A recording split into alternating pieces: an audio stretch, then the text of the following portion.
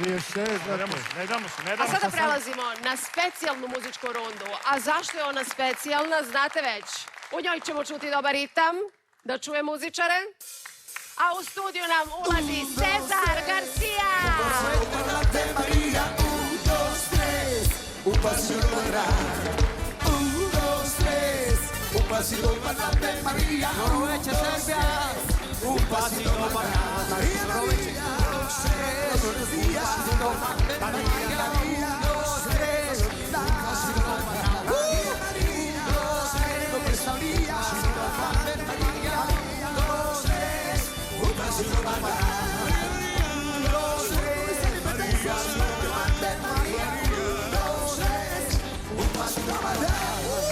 Pa gde je grupa Kadar na Neleta i Novu Pozu? Dobroveče, dobroveče, Cezare, kako si? Dobroveče, Ana. Sjajno. Jesi li se raspevao? Muy bien. Muy bien, muy bien. Ponekad ne razumem se, izvini. Ali odlično govoriš. Špansko, englesko, srpsko, nemam miru ponekad. 3 jezika koristiš u toku dana.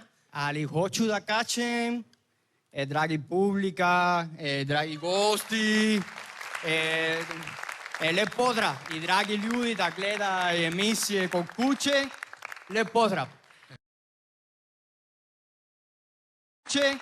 Lep pozdrav. Bravo. Dobro je. Dobro si ti to sročio. Evo, Cezar je spreman.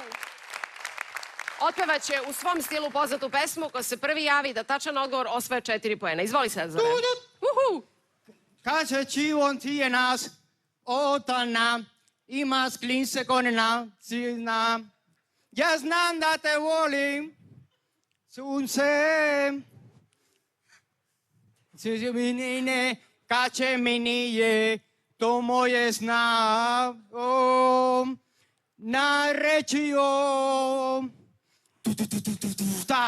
Dobro da nije lagno. Javila nam se Jovana, da čujemo Jovanu. Tako je. Dobro da nije neko veće zlo Lexington Band. To je tačan odgovor. Poeni za Odjeci. Bravo, Cezare. Dobro da nije ko veće zlo, ovo je srce moje već preživelo.